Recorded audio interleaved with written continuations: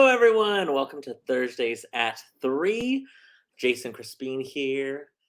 November 18th, already Thursday. This week has gone by so quick. So glad you guys are tuning in. It's going to be a great show. We have a fantastic actor, one of our amazing ALT Warrior volunteer, just all around great guy. Jeffrey Pickens is going to be a part of our show today, and it's going to be great. Reminding you the last weekend of Defying Gravity is this weekend, y'all. But before we get to that, I want to remind you everything that's going on, of course, at the Amarillo Little Theater this week. First off, we want to thank, we had a big turnout, y'all, for Murder on the Orient Express. We held auditions on Monday and Tuesday with callbacks yesterday. Thank you for everyone who came out to those auditions. Fantastic, fantastic job.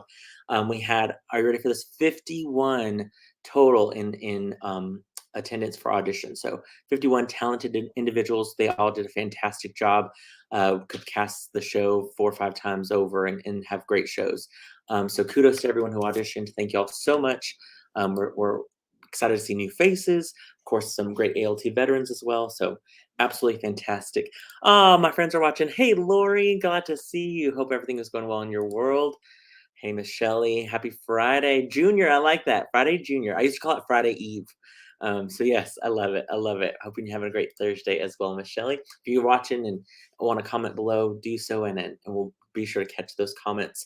Other great thing that's going on, of course, are double wide Texas Christmas rehearsals, a double wide Texas Christmas by the same authors who wrote ALT fan favorites of Dixie Swim Club, Savannah Sipping Society, and of course, last season's Always a Bridesmaid. And if you have not heard yet, tickets are on sale for our season ticket holders right now. Our box office was fairly busy on Monday. They did some great job selling to our members, of course. Tickets go on sale to our public starting this coming Monday, the 22nd. Again, that show runs the first and second weekend in December. So mark your calendars, your ALT. Hopefully everyone has their ALT calendar. Good stocking stuffer if you don't have one. Make sure to mark those calendars with Double Y Texas Christmas coming around the corner. Peg Lovett is, of course, directing that production. She likes to call it Not Your Mama's Nutcracker. And so we keep telling everyone to spend the Yuletide in Double Y this Christmas and make plans to see that show. It's going to be great. Hey, Tracy, glad to see you as well. Hope everything's going good. All of our fun Thursdays at 3 friends. I have not done this yet, but I am going to make a plan to do that this weekend, if not before then. We will, of course, want to remind you about the Royal Bar. The Royal Bar is a great location in our Palace Coffee Wolfland location, and their signature drink that sponsors ALT for the rest of this month and into December, so all the holidays, is the Rosemary Haze.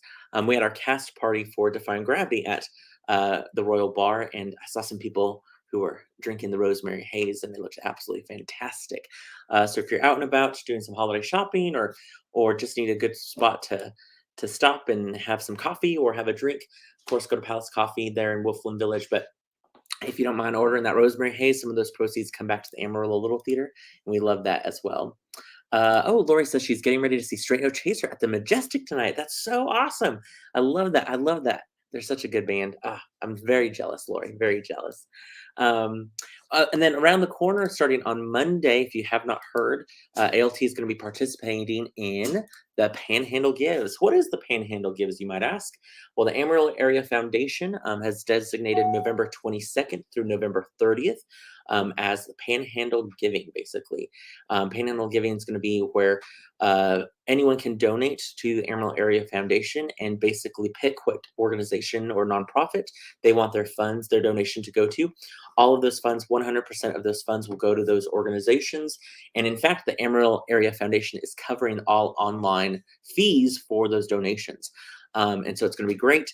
Then if any company or nonprofit or organization earns more than $250, they are put into the amplification fund process, to where basically they'll get a piece of the pie. There's going to be, all this money that's donated that's not necessarily allocated to specific spots. And so by a percentage formula, way smarter than me, but they'll allocate some extra funds to those organizations. So as you're giving during Panhandle Gives through the 22nd through the 30th, click ALT as your organization that you would love for your funds to go to. We would greatly appreciate that. We'll also have an event during that time period on Sunday, November 28th, starting at 6 o'clock. It'll be broadcast just like this through StreamYard over all of our social media platforms. And so check that out right after Thanksgiving, that Sunday after Thanksgiving. It's going to be a fun event. And then finally, of course, you guys, it's the last weekend. You only have 4 more chances to see the absolutely stunning Defying Gravity at our ALT Adventure Space. Cara has done a fantastic job directing this performance. We had a great audiences this first weekend, a wonderful talk back after the Sunday matinee. Thanks again to Palace Coffee for providing the coffee for that. But we want to remind you guys that you have still 4 more chances. And I'm thrilled to bring on our guest for today. He plays a fantastic Claude Monet in Defying Gravity. You know him, you love him. Jeffrey Pickens. Hey, Mr. Jeffrey. Hello. How are you doing? I'm great. I'm good. Yes, it's so good to see you again. Jeffrey, am I correct? I was thinking about this earlier, and I think I am correct.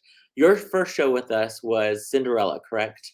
Yes, in 2009. And I was blessed. I got to be on stage with you for, I think, your first scene in the show, or maybe not the first scene, but our little moment, if you will. We had our little. I know. I was like, I was the chef. You were the chef. Yes. Yeah, we had our little musical number. Yes, I was like, oh my gosh, I wish I was. If I would have had more time today, I would have tried to find a photo from that show and shown it for sure.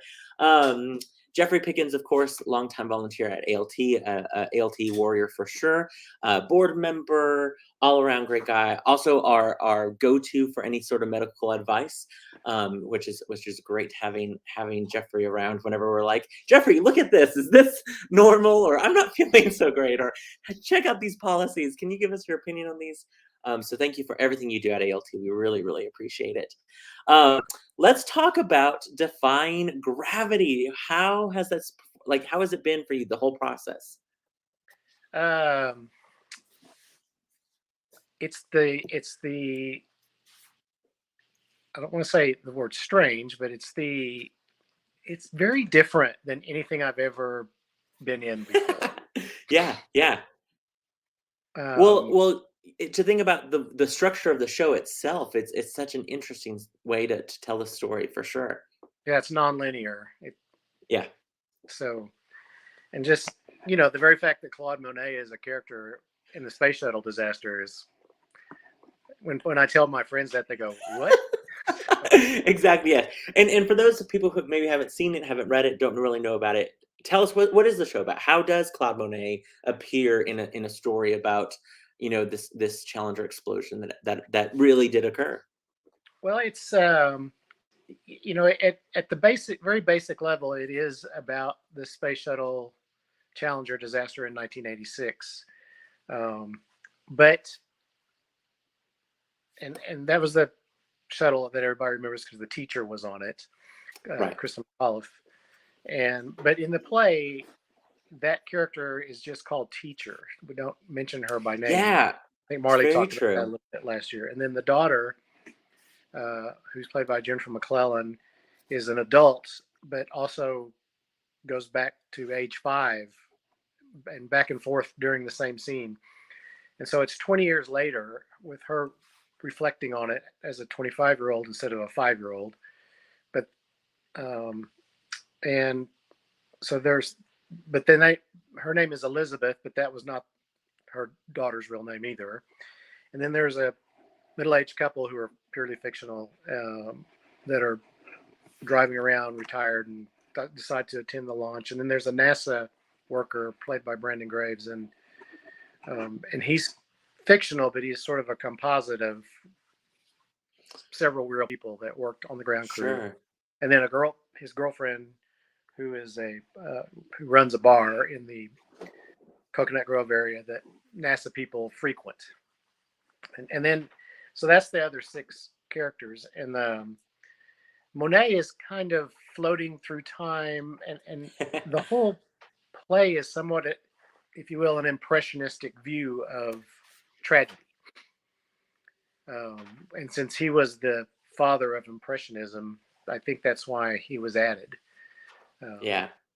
So, and it's it's much deeper than just that disaster. It's about dealing with tragedy and disappointment in our lives, and Yeah. Oh, and completely. not giving into it. And so it's kind of a play on words. A friend of mine saw it Saturday, and then I saw him last night, and he said it didn't occur to me two days later that Defying Gravity is not about gravity; it's about uh, graveness and Grief. Yeah. seriousness. Yeah. That's what you're Yeah. defying. And so it's a play on Yeah. words in a lot of ways.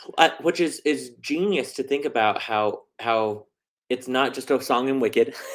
It's No, not, yeah, it's not just that either. it's, it's this, yeah, double meaning of beating the odds and finding life after death in a strange way. And agreed, yeah, that's a beautiful way of putting it. We have some production photos. I was gonna pop them up as you talked about each of the people, but of course there's Marley Hoggett, who's playing teacher there with the ensemble behind. Like you said, Kim and Don playing the couple. That's just a beautiful photo of them, on the witnessing the explosion, if you will. Then, of course, you said Brandon Graves. That's an artistic photo of him in his costume there.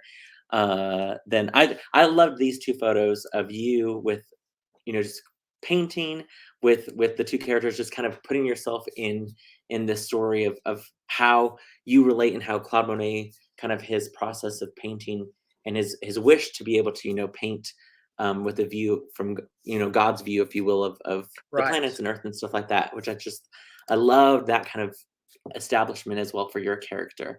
And then, like you said, Jennifer McClellan, who plays, at some points a child, but then, of course, as an adult as well. And then there we have Jay, the bartender, which I mean, the show is so strong. Cara, of course, directed all of y'all, but you guys, I believe, are all turning in, extremely strong performances. Jeffrey, you, of course, have played other famous people before, even at the Adventure Space when you played Freud in Freud Last Session. Yeah. Do you like playing real life characters, or do you have more fun, do you think, exploring fictional characters, or even characters that are based on something but not necessarily a real person, like Uncle Fester, who you have played for our theater as well? What do you like? Do you like one more than the other, or I mean, is one, of course, more challenging than the other? Uh, well, you do have to do when you're playing a historical person. You do have to do some research so that you get it right, so to speak. Hmm. Hmm. Um, but I like doing both. Um, Yeah. Freud that was my first large role of any kind. That was 10 years ago. Can't believe it. Wow. Wow. It doesn't seem like that was that long I ago. know it was 2011 though, and Oh gosh. and I only auditioned for that show because I wanted to play C.S. Lewis so badly. Gotcha. And Gotcha. I mean, I put on the thing C.S. Lewis, and then I put stars all around it. And then I put Freud in really tiny letters. And I ended up getting Freud. And Ken and Dally got C.S. Lewis. Wonderful. So it was a lot of fun.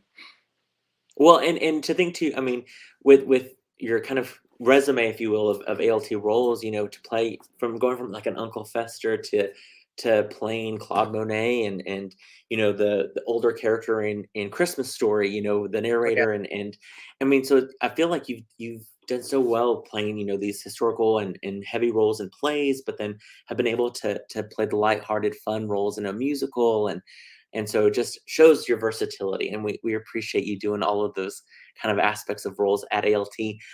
What made you want to audition for Defying Gravity? Were you well, familiar with the show before, or? no, I didn't know anything about it. I when the list came out, I kind of looked at, well, I don't know what that is about, and I read the blurb, and so I actually ordered a couple of scripts online, and that was one of the ones I ordered. And Gotcha. it's it takes about an hour and 15 minutes to read it, so it doesn't Yeah. take long. And it was nothing like I expected. Nothing. There was nothing in my brain that matched what was in that script, and I fell in love with it because Yeah. it's so, like I tell people all the time, there are no throwaway lines in this script. There every No. sentence is important, and there's symbolism and metaphor and just historical references, and even the numbers mean something when you're just throwing these numbers out. And yeah, every word has a purpose. There's a reason Yeah. why the playwright used every single word in that script. I think so. And when we were studying the script at first, Cara gave us all homework assignments. I've never had that before. And and we learned a lot about the real people and about what really happened. And of course, some of us were adults when it happened, like Kim and Don and I.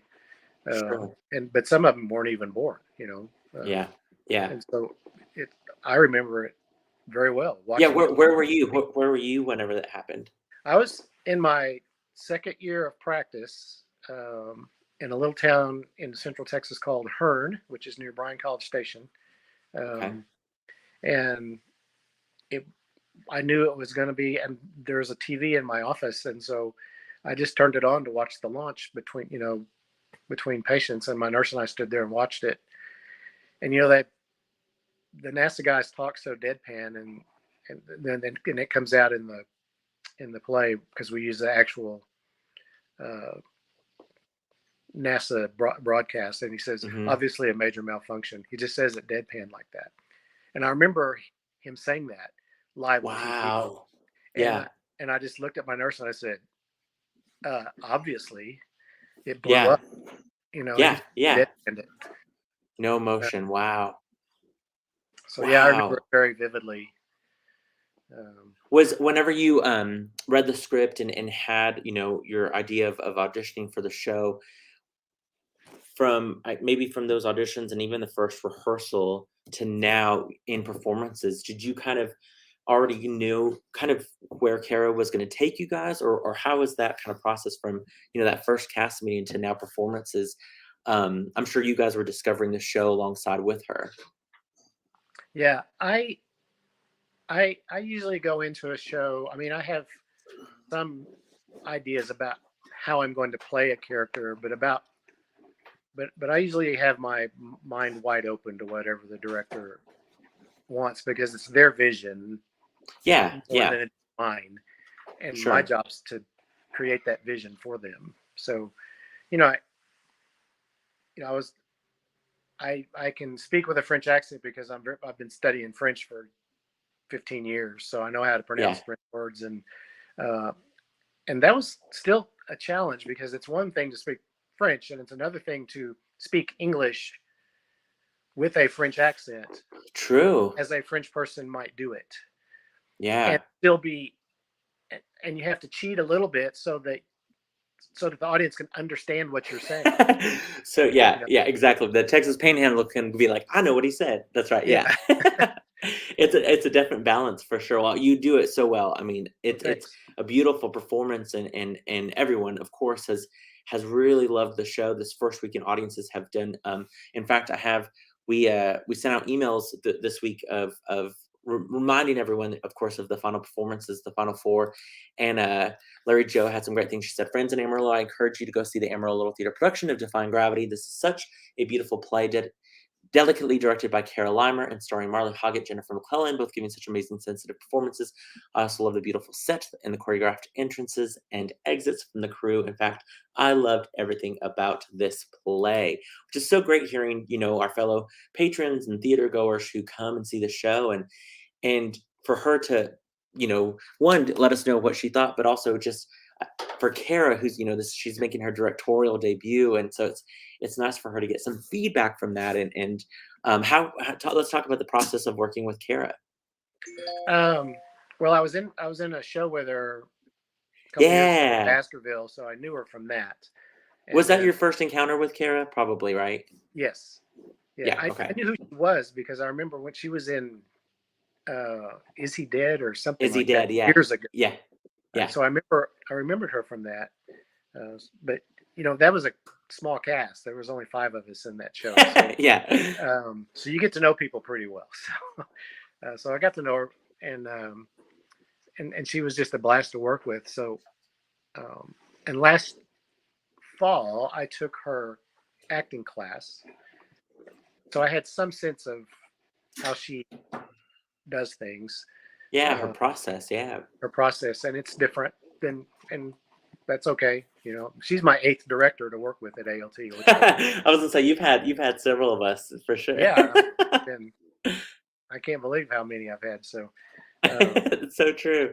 and everybody's a little different, and that's okay. Yeah. Because that just makes it more fun for me to learn a little bit every time. Yeah. So, because I am not a trained actor, so You have everyone fooled because that's how good of an actor you are. You're such a good actor that you're fooling everyone how trained you are. They didn't teach us much of that when I was studying chemistry. In medical school, there's no intro to acting 101. No, I feel like there should be. I mean, and right? Yeah, exactly. Mix. The show, of course, we talked about this with Marley and Cara in previous Thursdays at 3, but it does require such a tight ensemble. The 70 of you actors out there, portray so many other little characters in each other's stories and stuff like that. You had, I'm trying to think. My memory isn't always the best. There are people in the show that you had not worked with before, correct? Right. I had not worked with Jay, nor Brandon, nor Jennifer. So that's right. Okay, yeah. So those 3, I knew, which I think is always fun. Sure. Because I'd seen him in lots of things, but I didn't know him very well. And Jay didn't. I didn't remember who she was till we all came to that first cast meeting. I said, "Oh yeah, she was in Legally Blonde." Yeah. I remember. Yeah. And then of course I'd seen Jennifer, I think, in everything she's been in. Sure. I always love whenever it's like our family tree and all the branches, and then a cast list comes out and like other branches then like start going together. It's like, it's all just kind of, oh, you were in that show, I saw you in this, and now you guys are joined in this show, which I think is great. Whenever, as you were developing your character of Claude Monet, what were some of the challenges that maybe popped up that you maybe were expected or unexpected? You have some, of course, huge line load with some monologues and stuff like that, but you tackled those early on. I remember seeing you backstage or throughout the process at the end of Sound of Music that you were like, okay, I already got this one memorized, I'm working on my second one, and different things like that. So what were some of the challenges that maybe popped up for you? I think that actually that the most difficult thing were the long monologues, because just you and I didn't, if you go see the show, I really only have 2 conversations. That's so true. I didn't even think about that. I'm in a couple of scenes where I don't say anything, and I'm just out there. That open bar scene, I have the whole scene takes place, and then my only line is "No, I paint" right at the end, and I'm sitting there sketching the whole time. Yeah. So I don't say a lot to other characters. The one I have the most, I have conversations with Don and Kim, and then I have that really sweet scene with Jennifer. Yeah. But that's a monologue too. So yeah, very true. I hadn't thought about that. You're so much in the show, but you're right. Your dialogue is minimal when it comes to those scenes with more people. I didn't even think about that. That's hard because I'll just say it's different. It's a different way of learning, and it's different when you're not interacting with someone because you don't have anything to cue off of except yourself. Yeah. And Christmas Story was a bit like that too, because I was the narrator, and I never had a conversation with anybody. Yeah. I had more lines than anybody. So but just came out and did your thing. Yeah. I love this comment that Marley, your fellow actress, your Morticia to your Uncle Fester has. He's our guardian angel watching over the characters, which is a great way of describing not only describing Claude Monet, but that's kind of Jeffrey Pickens in a nutshell as well. Always making sure we're all doing good and just checking in on all of us, which we really appreciate. Well, and I really think he's really there to deal with Elizabeth's grief. Because that's who he makes the most connection with. And she is the one who is still grieving and still angry. He definitely helps her along, and Marley agrees with me and also describes Jeff. Yep. I love that. Sweet. I love that. It's the truth. more comments from people. Alan said the show is truly beautiful. Every aspect of the show is spot on. The interpretation and directing of the show is breathtaking. Great work. The ensemble was so committed to the truth of their characters and made every scene work. The lighting and video were really great additions to the show. The sound design was outstanding. I offer my congratulations. And Kristen there said it was breathtaking. This cast truly transported me, and I am so grateful to have seen it. Bravo to all involved. Don't miss this show. And that's exactly what we want to remind people. You do not want to miss this performance or in this production. 4 more shows this coming weekend, of course, as we enter our last weekend of Defying Gravity. And people, I mean, are I think that's the fun thing. People aren't really sure what to expect. They think that it might just be, you know, about the Challenger explosion and be this depressing show, but they're coming out of there being uplifted and enlightened and just entertained as well. It reminds me a little bit of, in a weird way, the musical Come From Away, where people were just, you know, calling it the 9/11 musical, which really was the 9/12 musical, the day after 9/11. And people were leaving that theater going, I had no clue that this show was going to be so funny and just uplifting and inspirational. And I feel like that's what these people, audience members, as they leave our adventure space, are yes, moved and can, you know, get emotional for sure, but yet are leaving inspired and hopeful, and I think Yeah. some of them go through healing just watching the show as well. And that's what theater is supposed to do, you know. It's supposed to make us feel, and this one definitely does. That's an interesting parallel with Coming From Away. That was the very first Broadway show I ever saw. Ah, was And it? we Isn't went it on so a trip good? I a love couple that years show. ago. Yeah, yeah, So, and it's very much like that. The other thing, this is very Shakespearean in style, because you have all these serious moments, but then you have a little bit of comic relief with Kim yeah. and Well, Don. and kind of not necessarily a Greek chorus, but these actors that are portraying other characters, you know, within Right. each scene and stuff like that. Um, who would you like if anyone was out there on the fence about coming to see the show? Who would you say should come see this show? Uh, well, it's not for little kids, obviously, Yeah, but any I would, anybody really, but I tell you, if you're and we all do, especially the older we get, but we all have things that that we lose in our during our lives, and we all deal with loss, whether yeah, it's a death of a family member or loss of a job or whatever, yeah, uh, and that's a difficult thing to deal with. And um, this show explores those emotions and shows that we can rise above those things, yeah.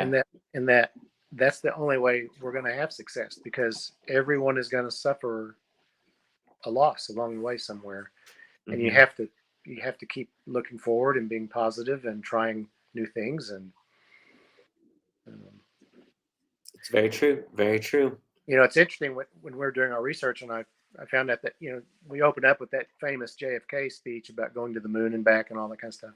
He initially was opposed to the space program. Oh wow. Absolutely opposed to it. He thought it would cost too much.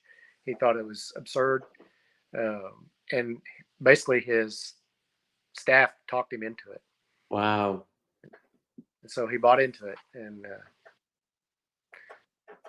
All the information. I wish there's like this documentary about Defying Gravity and like I yeah, want all of y'all to tell your stories. I want Marley to tell her stories. I want, you know, Cara to tell all her stories. It's just such great information about this yeah. this And show and Claude this Monet production. overcame a lot of tragedy in his life. He was very unsuccessful for most of his career, uh, financially. He Mm. finally, to keep being able to do what he wanted to do, he married a rich woman. Oh, gotcha. So, and that they kind of refer to that. Um, Don comes over to me and he says, "Oh, I used to paint. I did watercolors, but and he goes, but I kind of fell out of it." And I look at him and I say, "I understand," because he had to work to Yeah. make a Yeah. living, couldn't do the art he wanted to do. So Yeah. Wow. Well, and I mean, just discovering so much more about Claude Monet in your research, I bet that was so much fun, just to these little tidbits and then figuring out how that it was incorporated into this production. yeah, How are you as a painter? Are you a painter by any chance? I am awful. Yeah. You're like stick figures, I'm good. I But mean, other than I'm a that, stick figure king. Yes. We, yeah, I did not get the artistic painting gene at no. all. My mom did for sure, but did not hand that to me Yeah. whatsoever. No, All of at my all. kids are better artists than I am. But yeah, fortunately, Brittany Bush did some sketches, and so I just sort of Yeah, add to them when I'm in the sketch scene. And then she kind of started a real colorful painting, and I just dab a little paint on it. And that one right there. Yeah, I that's love there, that. yeah. Yes.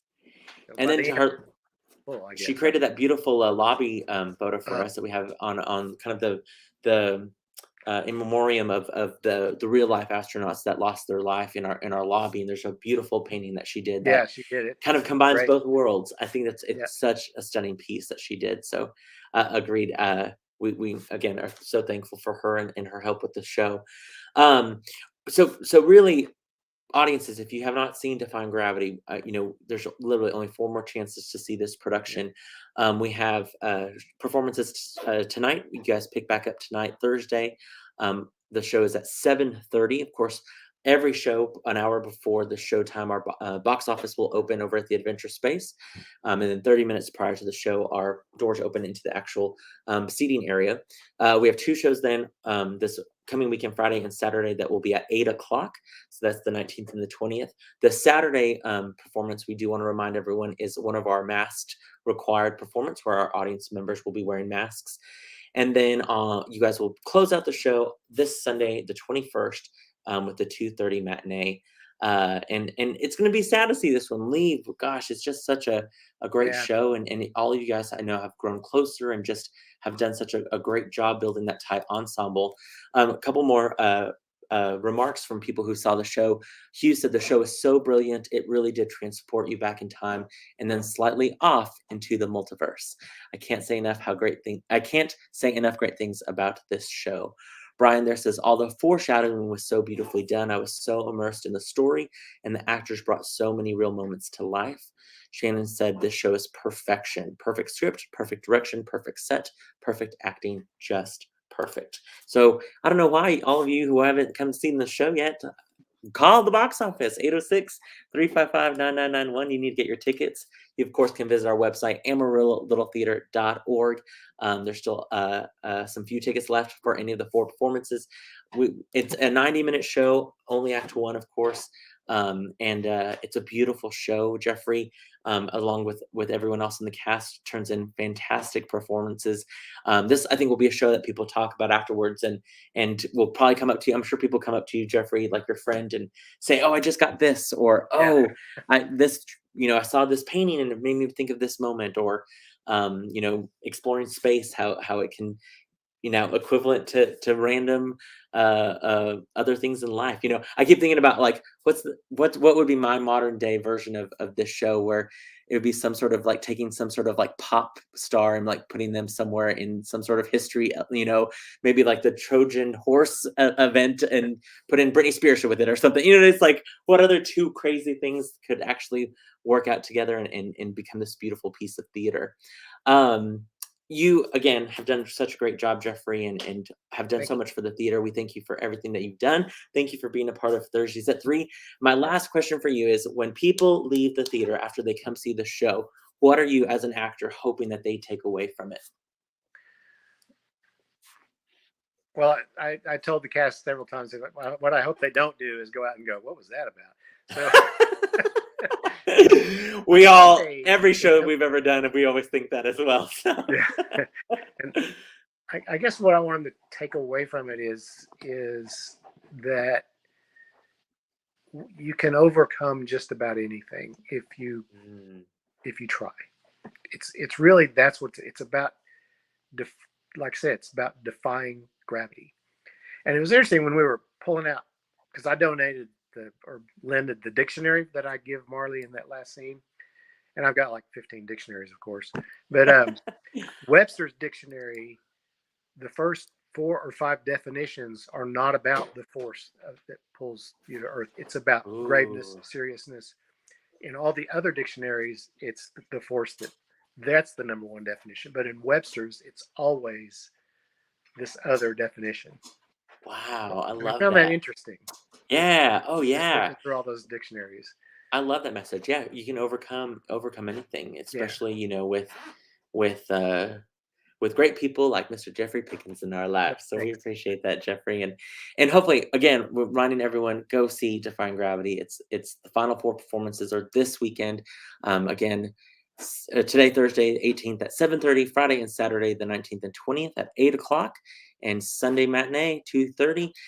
If for some reason right before the show, if you're like, wait, I can make it, head to the box office at the Adventure Space. You can buy your ticket at the door. Reminder, this is at the Amarillo Little Theater Adventure Space, not our ALT Alan Shankle's main stage. And grab yourself a ticket to come see the show. If you're worried about, wearing your mask or anything like that, of course, that Saturday the 20th performance will be our mask performance. And Jeffrey, just because I do also have you on, just from a taking off your actor hat and putting on your doctor hat real quick, how do you feel where we where we are as a whole, but at least Amarillo with regards to COVID? It'd be great to get your insight where we are right now going into the Well, holidays. I think we were on the cusp of having this thing about beat, and we've sort of had a 3-week period of backsliding a little bit. But we're getting to the point where people have either been vaccinated or had it, and you got to get it to around. You got to get that number of combined number up to around 80 to 85% to achieve the mythical herd immunity. Okay. A lot of people don't understand what herd immunity is, but that's getting enough people immune so that there's not enough people to transmit it anymore. Okay. And so, and that's a high number, but measles has a higher. For measles, for instance, like rubella, you have to get people up to 95%, or it will continue to spread. Wow. So that's why the vaccine was such a success for measles. But it's a flaky virus, and it's a new virus. Yeah. And it surprises the experts. Every couple of weeks they go, "Oh my gosh, it's doing this. We weren't expecting that." Yeah. It's a different kind of virus, and but I hope by the first of the year it's done. And I predicted that a couple of months ago, and I'm a little discouraged at kind of the uptick, but maybe it'll calm back down. I think if we get through Thanksgiving and things can calm down, we'll have another month there and the kids will come home from school. That'll help. Yeah. So and great that kids are now able to have the option of a vaccine as well. My 2 older grandsons have already gotten theirs. So great, good. Well, that's great to hear for sure. I love that. We're seeing last minute comments. I just saw. Oh, my sister-in-law she says, "I wish I could be there. Good luck with the show. Amor to you, April, as well. Hope you're feeling good."